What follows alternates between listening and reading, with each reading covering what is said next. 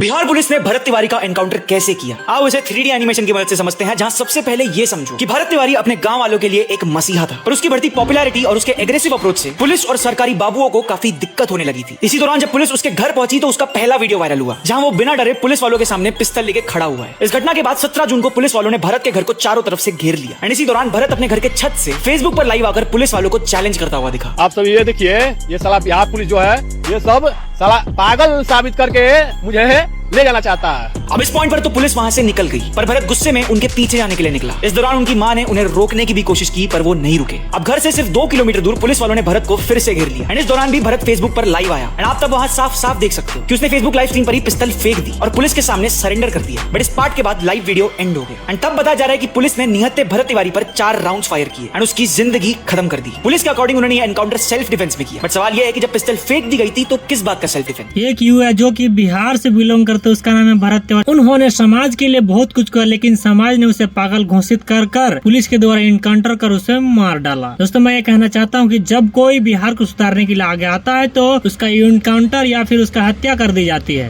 दोस्तों, भरत तिवारी को इसलिए मारा गया क्योंकि वो ब्राह्मण था। जब उसने सरेंडर कर दिया, आत्मसमर्पण कर दिया, तो बिहार पुलिस को इनकाउंटर करने की क्या जरूरत थी? 100 नक्सलियों को छोड़ दिया जाता है अगर वो आत्मसमर्पण करता है, लेकिन भरत तिवारी ने आत्मसमर्पण किया, उसको छोड़ा नहीं गया। मैं उसके आपराधिक प्रवृत्ति का 1% भी समर्थन नहीं करता हूं, लेकिन जो उसका फर्जी इनकाउंटर किया गया, विकास दुबे को मार दिया जाता है, घनश्याम शुक्ला को मार दिया जाता है, भरत तिवारी को मार दिया जाता है। इंकलाब की बात जो करता है, चंद्रशेखर आजाद गोरे अंग्रेजों से लड़े, भरत तिवारी काले संग्रेजों से लड़ रहा था, सिस्टम के खिलाफ बोल रहा था। उसे क्या चाहिए था? अपने गांव के लिए अच्छी रोड, अच्छे सुविधाएं। लेकिन बिहार सरकार अपनी नाकामयाबी को छिपाने के लिए भरत तिवारी का इनकाउंटर करवा देती है। भरत तिवारी इतना बड़ा देशभक्त था, उसने 2-3 महीना पहले एक वीडियो बनाया था जिसमें उसने कहा था कि मैं यदि मर जाऊं तो मेरा बॉडी पार्ट जवानों को दे देना, जरूरतमंदों को दे देना। ऐसी मानसिकता लेकर चलने वाले लोगों को भारतीय जनता पार्टी की सरकार में मार दिया जाता है। भरत तिवारी का इनकाउंटर नहीं, भरत तिवारी का हत्या करने के लिए बिहार सरकार और बिहार प्रशासन की जितनी तारीफ की जाए उतनी कम है। एक निहत्थे पर जिसने अपना हथियार फेंक दिया था, जिसने सरेंडर कर दिया था, उस पर 5-5 गोलियां चलाई गई। ये वही बिहार पुलिस है जो जब सोनू मोनू के घर तलाशी लेने जाती है तो पहले खुद लाइन में लगकर अपनी तलाशी करवाती है। भरत भूषण तिवारी, जिस पर ना एक भी मुकदमा है, ना किसी का मर्डर किया, ना किसी का किडनैप किया, ना किसी का रेप किया, उनका अपराध सिर्फ इतना था कि वो एक भ्रष्ट व्यवस्था के खिलाफ अकेले लड़ रहे थे, जिसकी सजा उन्हें मौत मिली। सलाम है इस शेर को जिसने दिखा दिया कि एक क्रांतिकारी कैसा होता है। सामने मौत खड़ी थी, लेकिन उसकी आंखों में जरा सा भी डर नहीं था। ना वो किसी के सामने झुका, ना गिड़गिड़ाया। अपने अंतिम घड़ी में भी वो समाज सेवा की बात करता रहा, लोगों की बात करता रहा। कुछ लोग अपनी उम्र से नहीं, अपने हौसले से याद रखे जाते हैं, और वो उन्हीं में से एक था। भरत तिवारी केस को कुछ ऐसे समझो। देखिए, ये है बिहार का बिलोटी गाँव। भरत यहाँ का ही रहने वाला था। वो पढ़ा लिखा था, BSc सेकंड ईयर स्टूडेंट था, लेकिन स्वभाव से थोड़ा गर्म दिमाग था। पर भरत समाज सेवी था और पूरे गांव के लिए सिस्टम पर सवाल उठाया करता था। अपने गांव बिलोटी की टूटी सड़क, बिजली की किल्लत और बाढ़ से बेहाल लोगों के लिए सिस्टम से लड़ रहा था। वो बार बार नेता और अधिकारियों से मिलकर गांव में परिवर्तन लाने की कोशिश कर रहा था, लेकिन हर बार नेता और अधिकारी उसे झूठे वादे करते। इस सिस्टम की जांच बहरी है और बहरों को अपनी बात सुनाने के लिए धमकाने की जरूरत होती है। इसीलिए इसने पिस्तौल उठाया और पिछले 1 हफ्तों से अपनी बात सिस्टम के सामने रखने लगा, जिसके बाद उसकी ये आवाज बहरी सरकार ने सुनी और 17 तारीख को पुलिस पूरी तैयारी के साथ पहुंची। लेकिन तब भरत ने कहा कि मैं सरेंडर कर रहा हूं। इतना कहकर उसने हथियार फेंक दिया, लेकिन तुरंत बिहार पुलिस ने उसका एनकाउंटर कर दिया और भरत की वहीं पर डेथ हो गई। भरत कोई गैर जिम्मेदार या कोई टेररिस्ट नहीं था। भरत का रास्ता भले ही थोड़ा सा गलत था, लेकिन अपनी मांग रखने की सजा क्या सीधे मौत है? बाकी आपका क्या मानना है, कमेंट सेक्शन में अपनी राय जरूर देना। भरत तिवारी को ना तो किसी पुलिस वाले ने मारा, ना किसी नेता ने मारा। एक वीडियो में तुम्हें दिखाना चाह रहा है, वीडियो देखो, अपने आप समझ में आ जाएगा किसने भरत तिवारी को मारा।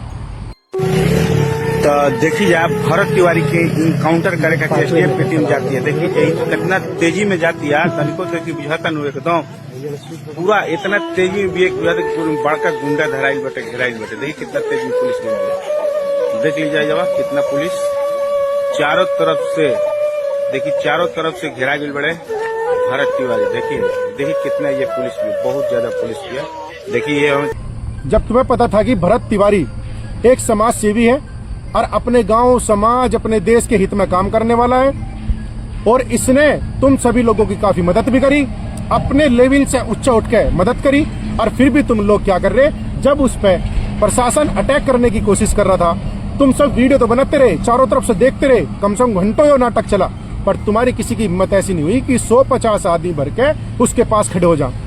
तुम्हें सबको पता है कि आज की जो ताकत है वो जनता में है ताकत, ना किसी नेता में, ना किसी शासन में, ना किसी प्रशासन में इतनी ताकत नहीं है जितनी जनता में ताकत है। उसके मरने के बाद तो तुम जाम लगाते फिरे उसके।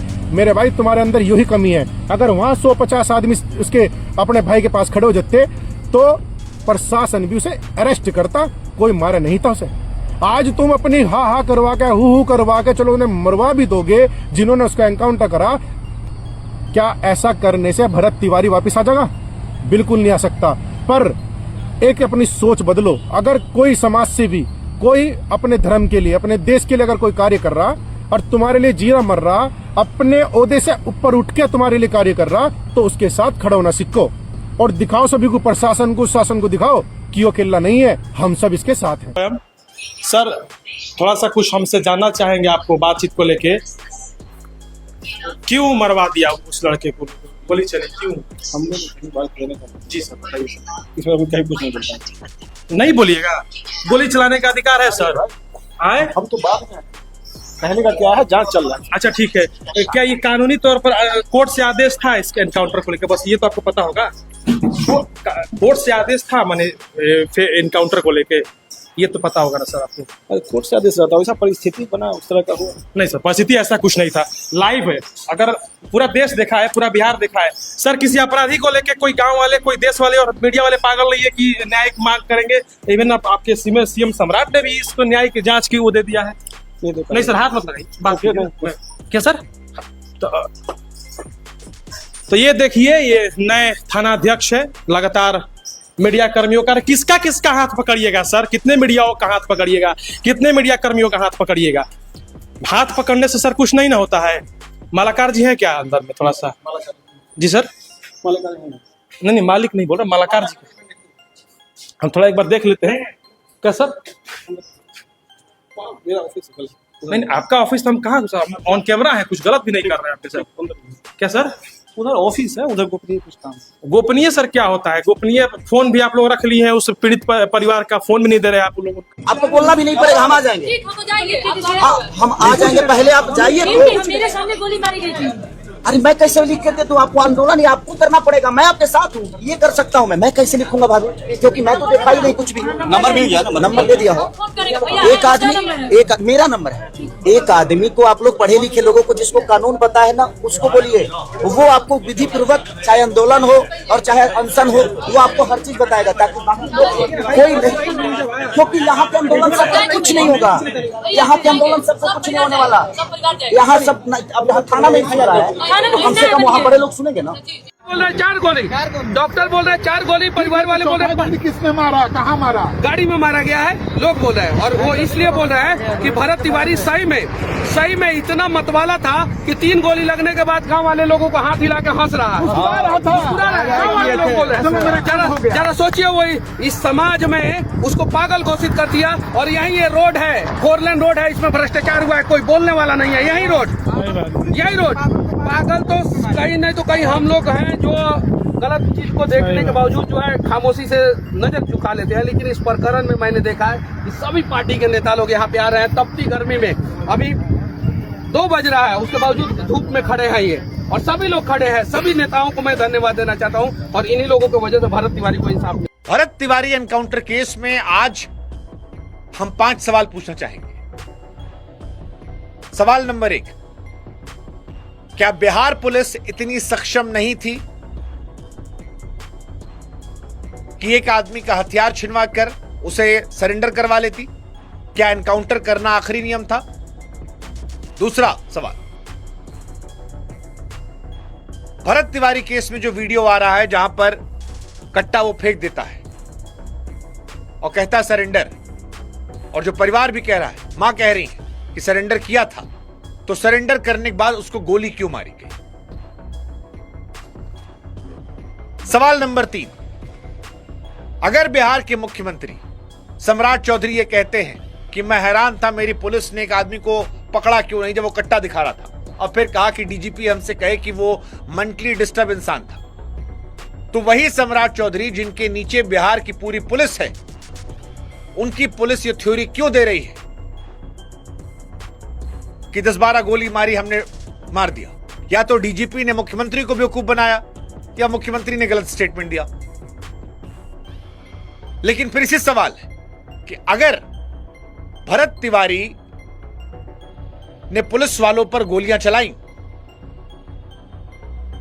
तो फिर पुलिस वालों को बिहार पुलिस ने सस्पेंड क्यों किया? अगर पुलिस वाले निर्दोष हैं तो पुलिस वालों को सस्पेंड क्यों किया गया? और क्यों ना समझा जाए कि सस्पेंशन जो है वो शक बढ़ा रहा है। चौथा, अगर वो बीमार था, मेंटली डिस्टर्ब था, तो जो देश का कानून कहता है कि अस्पताल पहुंचाना चाहिए, ईश्वर के पास नहीं, वो नीति क्यों नहीं अपनाई गई? भारत का कानून कहता है कि एनकाउंटर आखिरी चारा है। तो जिस देश में अलगाववादियों को, आतंकवादियों को, नक्सलियों को सरेंडर करने का मौका दिया जाता है, वहां पर इस लड़के को सरेंडर करने का मौका क्यों नहीं दिया गया? ये 5 सवाल बिहार सरकार से, बिहार पुलिस से और देश की जनता से हम पूछना चाहते हैं। दोस्तों, मुझे यह वीडियो बनाने में इतना तकलीफ हुआ कि मैं आप लोगों को क्या बताऊं। खैर छोड़िए, जो हुआ सो हुआ। अब जो होगा उसे इंसाफ मिलना चाहिए। मेरा तो यह राय है। आप लोग की क्या राय है नीचे अपने कमेंट्स में लिख के जरूर जाइएगा।